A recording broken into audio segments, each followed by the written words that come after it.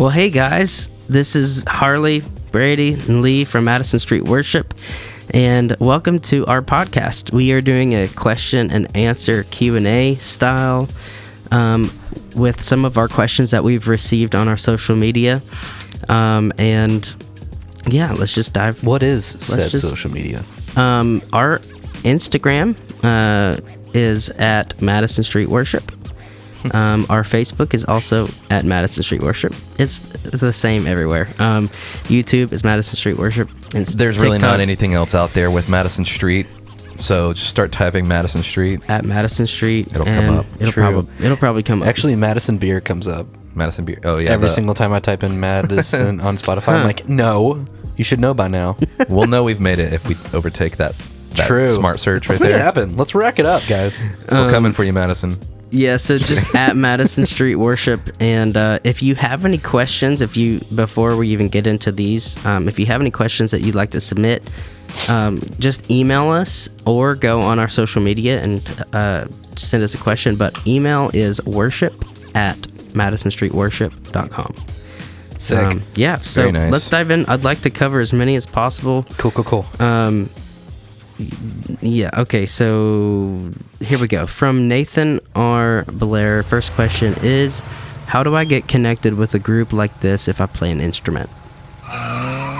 Go back and listen to our episode 1. Yeah. No, really, go for it. I mean, I'm the newest addition. We all have the same answer. I'll give you my answer, and that's just be around. Be around. Just show up. Make yourself available. Be here. Don't be weird. If you're a good person and you're like at all good at your craft, like opportunity will come. Just show up. Yeah. Be here. Be faithful. Yeah, a group like this, this will help you narrow down your goal. Mm-hmm. Find godly people who want good community and good accountability, and they just are going after the Lord, not anything else. Mm-hmm. That is how you get a part of a group like this. A group like this is not chasing after fame. They're not chasing after the platform. They're not chasing. There's no goal in mind for us in the typical Christian and music industry realm. We are a local church. I would seriously go listen to we broke down who we are, what we do for the most part in our pilot and our first episode. Go check those out. It'll explain kind of the reason why we're answering like this. We have a local church that we serve, and we get to do all this and that. And so all of the MSW stuff is on top of that as a bonus. We love doing it. We have extra capacity in our free time to do it. So that being said, exactly what Brady said, be around, find a local church body that you really love the culture of, you love the mission of, you love what the Lord's doing in their church. And honestly, we were just a bunch of artists and a bunch of musicians, a bunch of songwriters who came together to serve the body, and we just had this same dream together. And so it really birthed out of that. So it's really, really cool. Yep.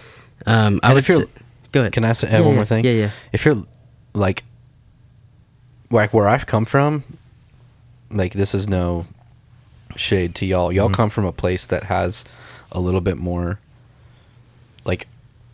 push toward artistry. I come from a place that life's super industrial and has no art is in the bottom of the list. You might have to move. Yeah, just that's being true. Totally honest. That is true. true. I have a lot of hope for where I come from, but I had to realize that I was not that guy. I was not the guy that was going to change my hometown. And that might be one of those things you have to pray about. And Lord, have you called me to be here? Have you called me to be there?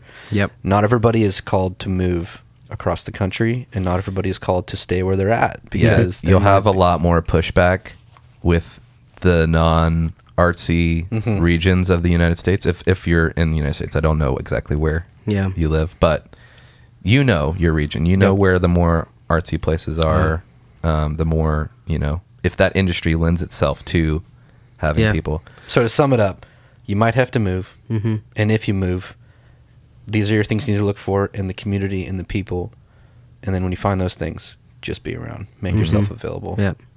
Capiche? Or come to Shelbyville. Yeah. Yeah. If you want to be a part of it, Listen, we're all available. there's always an open door here with Madison Street Worship. Like, we serve a local church called Gateway Church, and we have our worship team at our church is Gateway Worship and Production. Mm-hmm.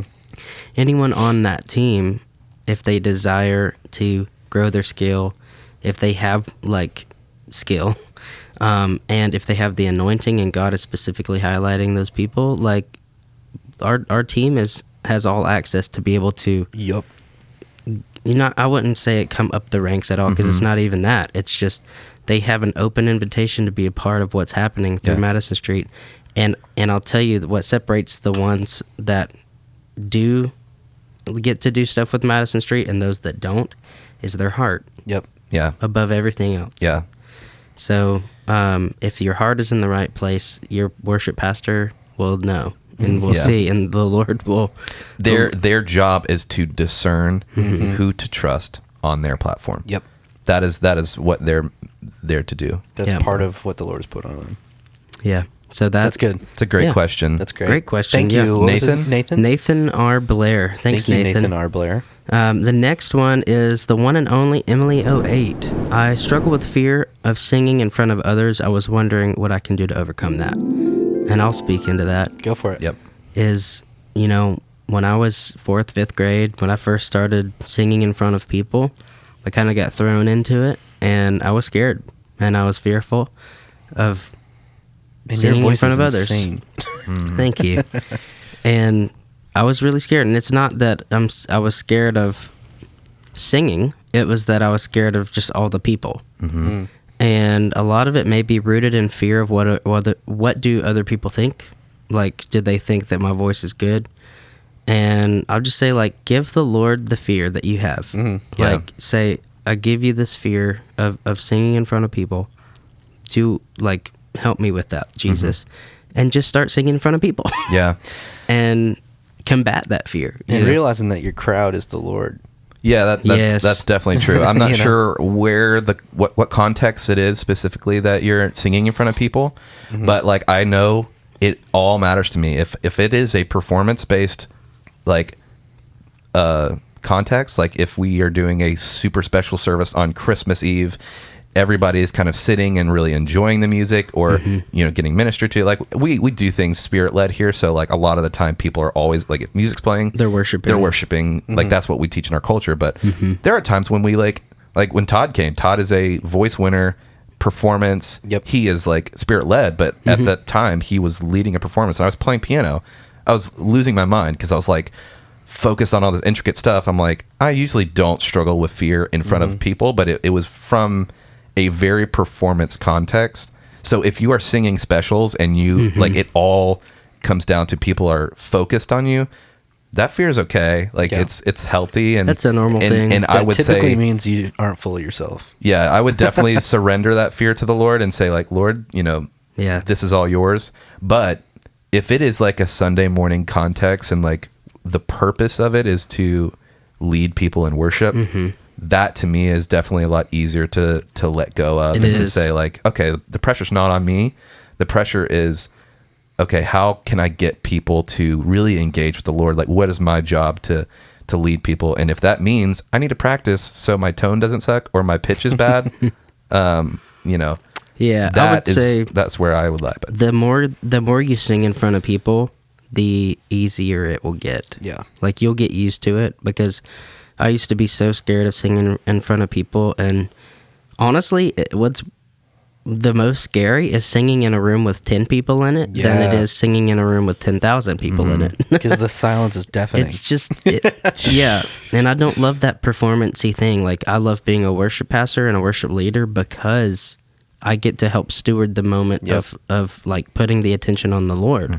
And so when everyone in the room has got their hands raised, they're not paying attention to me. Like, it's not a show. This is, let's dive in. Let's go to the throne room. yeah, So, that's a great answer, man. Yeah. Thank you, Emily, for your question. Yeah, thanks, Emily. And I hope you overcome that. Yeah. Hannah, or it's Han Marciak. Whew. HANMARSIEK. Any tips for a beginner musician who wants to become a worship leader one day? YouTube University. That's the college I went to. That's a great one. That's not a real college, by the way. Right. I'm not credentialed. I can speak toward musicians. I mean, I'm a worship leader as well, but my bread and butter is more like guitar and keys and that stuff. I'll speak toward modern worship. Nashville numbers, learn those. Yeah. If you don't know what that is, look it up. It's super important. It's converting letters like of the key to numbers, and people will call them out. Anyway, Nashville numbers, YouTube, and learn the sonic signature of worship music. Every worship pastor, MD, whoever producer will deal with the same thing, and that's somebody coming in with their signature sound that does not work in the whole of the sound. So if you learn as a musician to serve the sound the best that you can, meaning guitar players go get the right pedals, like it's an investment. It's you're going to invest actual money into this. Like it's expensive. I mean, my board is some odd thousands of dollars. It's took me a long time. Took me probably a decade to build up that amount of stuff. Takes investment. Like I'm going to give you the very, very practical answer, but Nashville numbers, gear, and then learn that sonic signature. Learn what makes worship music. Yeah, that's like really, really good advice. All three of those, I would say, translate to every...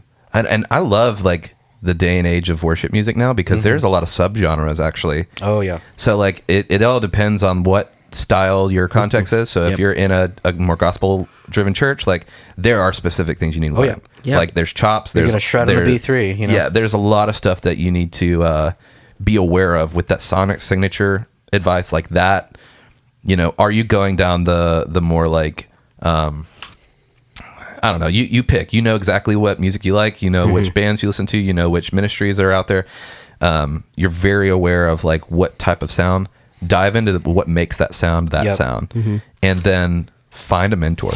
Like get in the local church, go walk up on stage after the set or after the worship, after the service, and start talking to whoever that is. Dude, that MD, worship leader, whoever, will freak out. Yeah, they will. They will go back, tell their spouse, and be like, dude, I have this kid. Yeah. Or this young adult or Not whatever. once have I finished a set, somebody's walked up to me and they've inconvenienced me by asking questions. No, not at It all. was the most humbling and like rewarding thing ever. I was like, Lord, you know my heart, because I was that kid. Yep.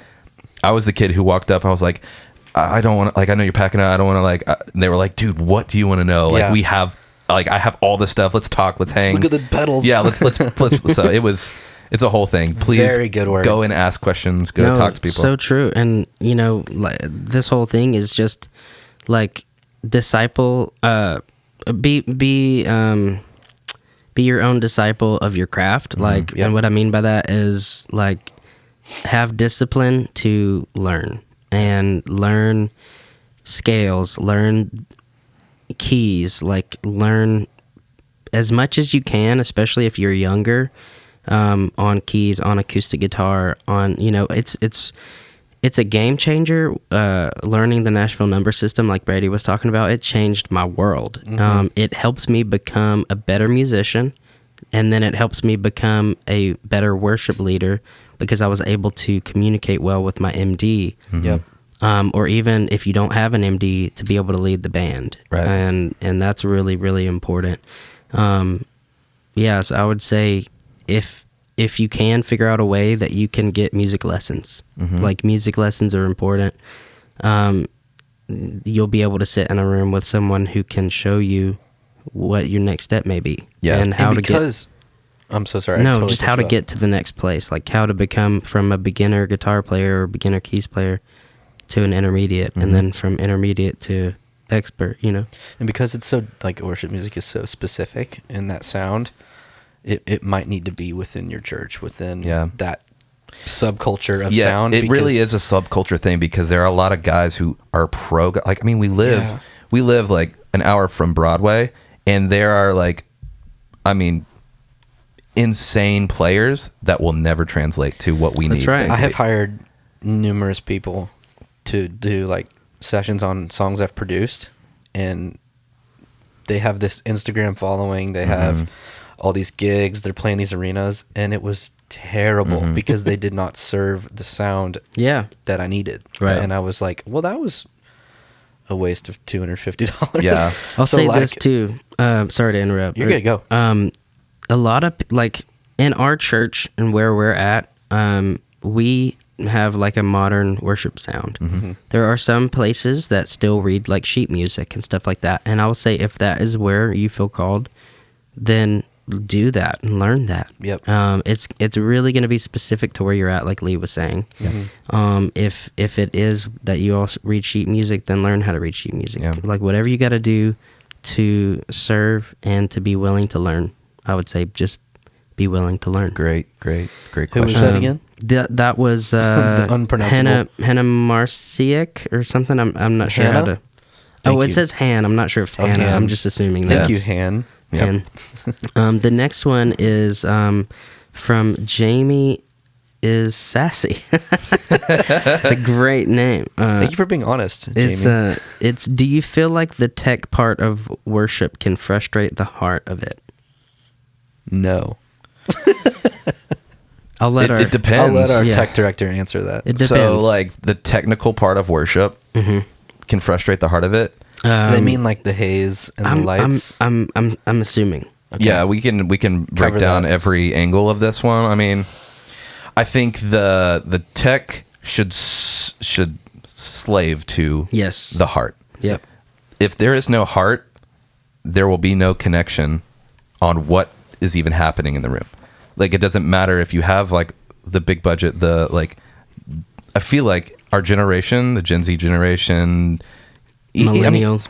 in general, Millennials just down. like people are so they are smarter than you think. Oh, yeah. And they will sniff out like the disingenuine like church model. I mean, that is honestly like the culture right now, is to bash churches and like to dissect them, to like, you know, roast them, to tear them apart. And so like you have to be so careful. I mean, like, dude, we saw that happen this past Christmas with, I don't even know that church, and I'm sure they have so many amazing, leaders in that church, but that church that had those drummers that were Flying through the air on the ceiling for their Christmas production, like, Yeah.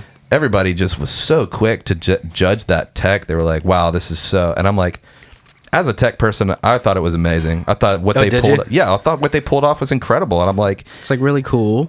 okay, they probably brought in 50,000 people that whole weekend that they were putting that production on. Yeah. And I'm like, so what? They have this going on. Like, are they sharing the gospel? That's the Come question on, I would dude. ask. That's I'm like, good. I want to know what the program was and like where in the point, where was the gospel? How is it portrayed? All this and that. I don't care about the lights, the haze, the drummers flying through the ceiling.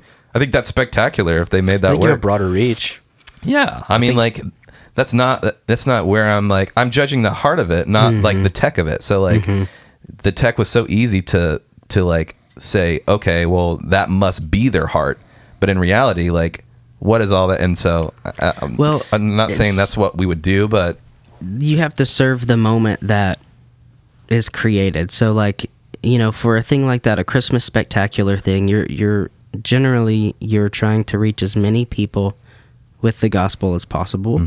That is life-giving, that is encouraging, that is something that just anyone off the street can come in and engage and learn about the gospel. we need to get Pastor Jason on to talk about the deep and wide Yeah. mentality. Yeah. Because they want to So judge that important. so quickly as if, oh, this church is seeker sensitive. Like that Sure. was so that whole category of churches has been like so badly portrayed in the charismatic world. Have we forgotten the Great Commission Yeah. to No. tell the world? Seriously though, but like they will say like, oh, I don't want to have anything to do with that church because they did this one seeker sensitive thing. Yeah, yeah. But I'm like, you don't understand. Like that church probably is rich in gospel led Bible study, discipleship. Like usually those seeker sensitive churches have insane discipleship programs that are growing people, building leaders, like that kind of thing. Yep. And so like I come from that, like this is so off topic right now of the question. So I'll say this one last thing. I came from that, you know, super spirit led charismatic world where like the whole service was a train wreck, but everybody was on their face and anybody could walk up and grab the mic type thing. Right. And give a word, but there was no order. There was no production. Like everything was frowned upon if you tried to make it excellent. Any production excellence. And they were like, we're not going to do Easter egg hunts. We're not going to do Christmas celebrations. We're going to have prayer services all day long. Man, there's like a hot and cold on all of those types of things, like extremes that you can get into. But all that to say, with tech, let's go back exactly to the question. Do you feel like the tech part of worship can frustrate the heart of it? Totally. I think there are times when everybody can get caught up with, okay, this cue was missed. We got to stick closer to the details. This needs to happen. This needs to happen. And you suffocate like the spirit of worship. Right. So we catch ourselves all the time being a little too critical because we all want excellence. And let me just tell you, when your heart's in the right spot, the Lord will convict you and pull you back to the heart every single time. When your heart's right, the Lord will remind you of that heart and be like, no, son. Yeah, no, daughter. This is how it's supposed to be. We literally just implemented a new thing where we were running haze for a long time. We're pulling out haze now, and that was, you know, something our pastor felt like we needed to do. And like, there you go, like that. Yeah, I'd say the question of the heart of it is, at the end of the day, like, you can't judge the people's heart that are behind the scenes of making the production stuff happen. Because their heart of it, that is how they're serving the Lord. Yes, that's right. And you know, when I saw the drum thing flying through the air, I was like, come on, guys, like, can we not do something original? Because that, I mean, in some ways that was very original, them actually flying through the air. That's really cool. You know, that pitch meeting, they're like, what if they just flew through the air? But you know, really, like, I think it's just telling the gospel in a different way, because like, you know, I don't know, I won't even get into that. I'll just say we can't judge the heart of it, because the heart of it is between that person and the Lord, or those people and the Lord. And so tech is an amazing thing. It's an amazing tool. The reason why we use it is so that we can reach as many people for the gospel as possible. That's right. And you know, there's some acoustic sets that require no like extra fancy things. Just literally the the microphone that we use is considered tech, and it's so that everyone else can hear. Like, it's so that we can amplify the sound. It's so, you know, so this is a tool that is being used to I think also like an amazing example of this decade is the revivals happening. Asbury Revival is an amazing example of like, let's come back to it. You know what I mean? Like, we don't need all of these worship leaders reaching out saying we can come and help you guys and do this and that. You know, they're just students who wanted to worship, and they don't need anything else. There's and beauty then the in Lord both. breathes through that and says, this is the purest thing happening on the earth right now. And watch this happen. In response to how you grew up, not everything is pagan. Just because I know. You mentioned like Easter egg hunts, and I remember a guy like talking about like, I don't celebrate Christmas because of its pagan, Santa's roots. pagan root. I'm like, dude, you're just searching. Like, it's okay. Didn't even start that way. No, you go back far enough on anything. Like, no, the fact that people... Like, is our Lord too small to not turn anything for good? Come on. Like, anyway, let's keep going. That's a great question. It's a wonderful question, and I think both matter. Like, I think the authenticity of worship is so important, but tech can come alongside, and what it's supposed to do is serve the moment and not distract or take away. It's supposed to add to. And you don't have to overthink it. You don't. All right. We've got 4 more questions, so we're halfway through questions. Liv.J. Langton says, in seasons of busyness, how are y'all intentional about keeping Jesus at the center? I think that's my wife. Yes. she puts That's a that one really in. good question. It's a great Thank you, question. babe. In seasons of busyness, how are y'all intentional about keeping Jesus at the center? I think you can't get through busyness without Jesus. That's right. I think- That's it. We're done. yeah. Yeah. Yeah, I think that I love that question because it makes you begin to think about what's the reason. So, Jesus always had a way to just kind of go away. Is often we read the word and we hear about the disciples waking up and being like, "Where's that Jesus?" is literally half of, or not. That's more than half of the Chosen series right Yep. now. Dude, right? It's like, where's Jesus? and they're all freaking out. Peter's like, Has anybody seen him? He Which comes I'm in. Peter. He comes in at like 12 Frantic. a.m. just like busting through the door with Just like vibing. all these germs of all these people, and he's just like going to bed. Love their think- portrayal of Jesus. I think seasons of busyness, like especially in church world where we work, is like Christmas and Easter are incredibly busy, and anything around those times are just, it's like hard sometimes to just make it. But I think your answer was spot on. Like, you can't get through seasons of busyness without Jesus.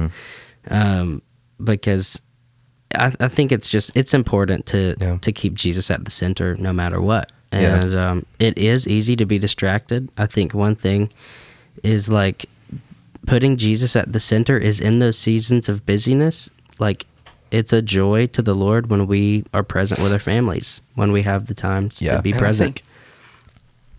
did I just totally? No, well, I was going to say, like, be present with our families is just Yeah. as much worship as it is serving at your church in those seasons of busyness. But whenever, like, I'm always convicted because as a leader, as a worship pastor working at a church, my phone is always blowing up and people are always needing me. And I'm reminded all the time by my sweet, amazing, incredible wife to pause for a second and to not be on my phone so much, even though I'm terrible at putting my phone down. Yeah. That is just as much putting Jesus at the center, serving and loving my family and being present with them than it is to serve here at church and to be busy and do busy stuff. Living in a constant state of prayer is the only thing that I gravitate towards during stuff like that, which I understand during chaos. Like, the last thing you do is like take a moment and pray. But like when it becomes a part of your like daily habits to just like we'll be driving, me and my wife, and who asked this question, we'll be driving and talking about something. Like right now we're in the middle of selling our house back in St. Louis. We moved here with our house still on the market, which is a total move of faith, but like, and it's been a freaking wreck. It's been terrible. Like, and we're just like talking about it. And in the middle of that conversation, one of us, because it's in our habits now, will just be like, Lord, just bless this right now. Just take care of this. Like, because dude, we're getting emails and calls constantly about this stupid house. And like, and then we're working, and then I'm going to Nashville for stuff, and she's here and she's writing messages, and it's chaos. But like, if you implement a routine of constant communication with the Father, Simple acknowledgement. just even if it's a sentence, Lord, just, I know you're here. Bless this situation. I don't have it right now. Yeah. He'll show up every time. That's all you need, man. He'll show up every Great. time. So, I don't have anything else. Okay, cool. I think it's great, man. Yeah. The next one is Cameron_Boggs asks, advice on being the best steward for your musicians and team members. So I guess like as a worship pastor, as like a tech director, maybe. I'm not sure how. I would say love them for who they are and not what they bring to the table, and not even that they are here at the church. We said that in the pilot. Yep. Yeah. Like, to steward people, they want to know that you see them. Yeah. They want to know that they have a home here. Yeah. And they want to know that they have purpose here. So like, I think that last one will come. The purpose here, the opportunity, that thing will come, but they want to know that they belong and they are loved, and that I'm always everything else. I'm always going to give like logistic answers because it's just how I am. But reach out to people. Like, you have no idea how valuable that one text is. Hey, bro, how you doing? Mm-hmm. Like, people are so, because you're thinking about them, and they realize that, like, man, Harley is thinking about me right now when I'm working my 9 to 5, and like, I think that's like, and on top of that, like, handwritten notes. It's so, people, that goes so long. I don't know why, but I guess it's the pain in the butt to write something. And they realize that. And they realize that. And they're like, this can't be so replicated. valued. You didn't copy paste this to everybody on the team. So don't stamp anything on a piece of paper. I need to do that more. I need to write. I'm talking to myself letters. right now, and this is a habit that I had in my old church. But like writing birthday cards, stuff like that, like it's a little boost in the tank for those people. So you never know. A lot of times people don't tell you when they're on the edge of burnout until they get there, right? Yep. And like, you never know what that little acknowledgement of, hey, been thinking about you, how you doing? Yeah. It could be 4 texts back and forth. Like, that took no time. Yeah. And I would say too, like, resource the heck out of your musicians and your team members. Like, if you want to be a good steward of them, like, give them the logins to your online subscriptions that will teach them some things that they need to maybe learn. Yep. Like, yeah, that's definitely it's like part of it. $150 a year.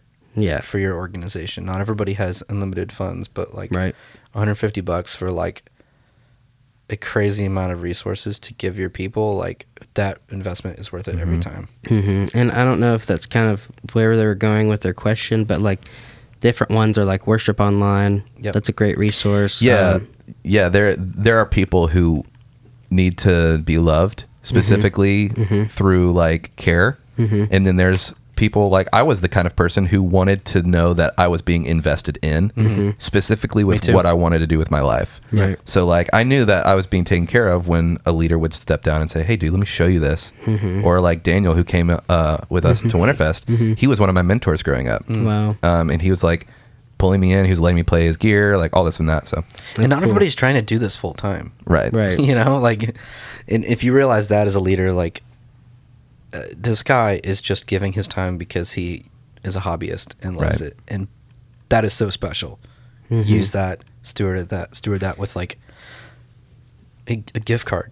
Yeah, give him Starbucks gift card. I'd say too, like, just a very practical thing, like, as a leader, to steward your musicians and your team members, like, honor their time. Yep. Because that's huge. Their time is so valuable. They're already working 9 to 5 jobs. They're already working 40, 50, 60 hours a week. And so, like, if you have team members that are under you that have just day-to-day jobs and they don't work in church or in ministry of some sort, just honor their time. Like, don't let rehearsals go past a certain time. Like, make a cutoff time. You know, like, start on time too. And that's one thing that we've struggled with, and we still battle with, is like actually starting on time. But the more, like, I think God looks at our heart, like, we try every single time we have a rehearsal or a sound check or whatever it may be, even a team hang. Like, if we have a team hang, you know, like, we try to cut those off at a certain time and let people get home. So, and a message to anybody on a team: be there on time, please. Because everybody's time matters, not just yours, but our time, the rest of the team's time. Like, if you're a bass player, if you're a drummer and you're late, you are holding everybody up. Yeah, you are the last stop. That's unfortunate. Nothing happens without you. So yeah, if you're if you're on time, you're late. So get there early. That's good advice. If you're on time, you're late. Next question from Noah Royster 07. Y'all are awesome. God called me to ministry at WinterFest, and I'm nervous, but I'm so excited.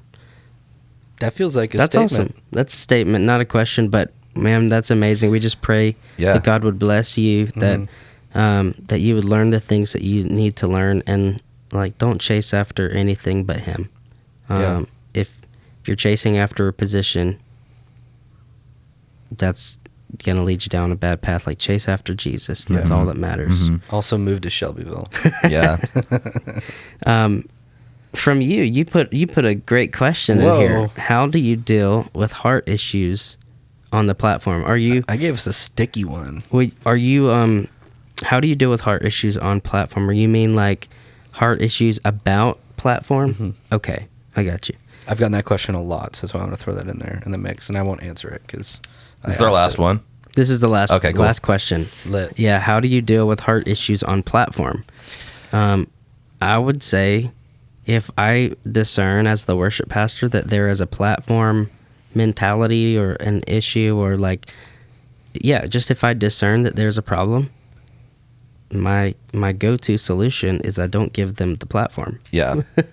Is as much as people want the platform, I have real life conversations. I have, hangouts with those people, and I try to truly understand where they're coming from, because most of the time it's not an issue about being on platform. Maybe they feel called to it, but maybe they are just really just seeking affirmation. Yeah.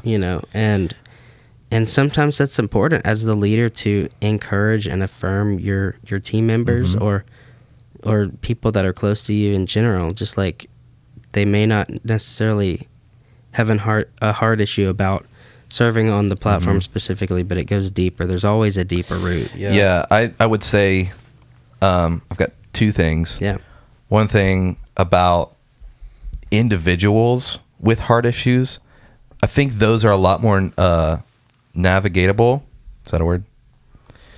Yes. Yeah, I think You know so. what I'm trying to say, though? Those are a lot easier to deal with because you can really spend time with them. Especially if you've got equity with that person, you can say, hey man, I know this, you asked me to keep you accountable. I'm noticing these things starting to come up. Hey, let's try to work on this a little bit better.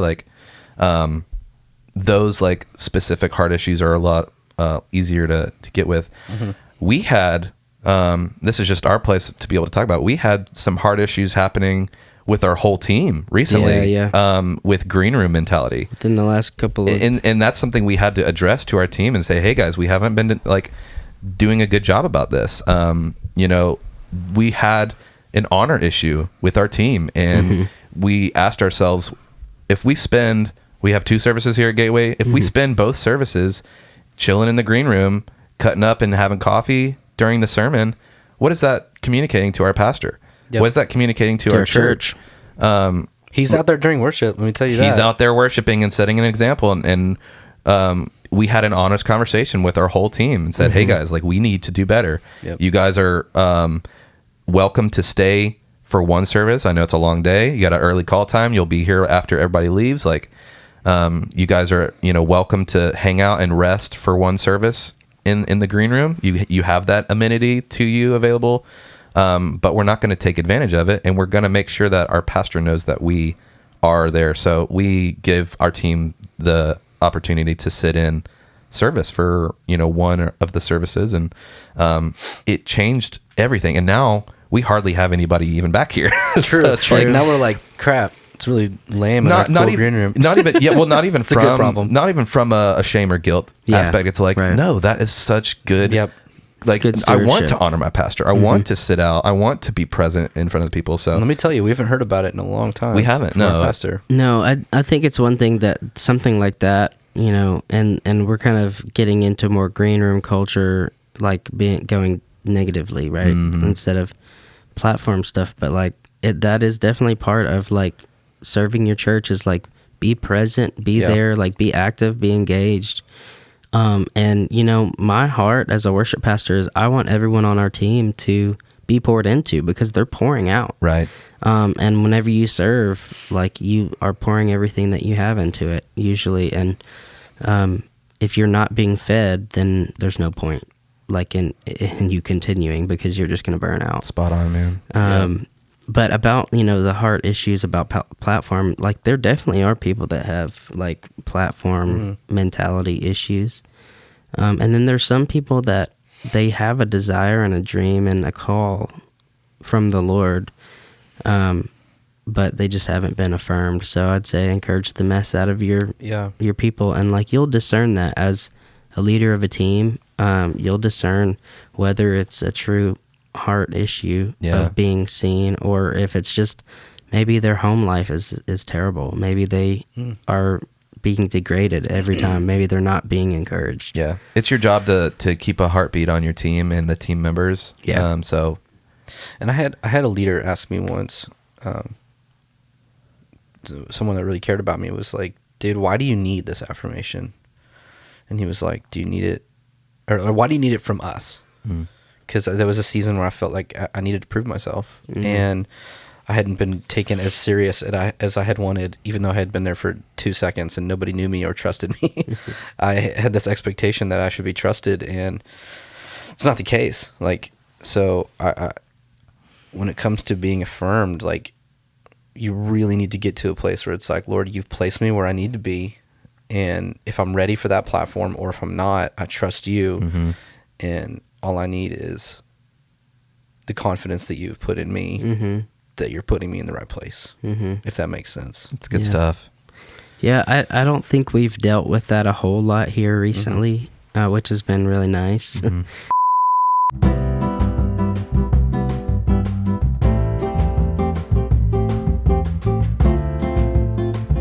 Because dealing with somebody who really has a platform issue, like, it's a pride thing sometimes, and you just have to discern who you're dealing with, what the situation is, like, and follow the Lord. Ask the Lord how to. We lost respond. Battery on this camera, so I'm so sorry.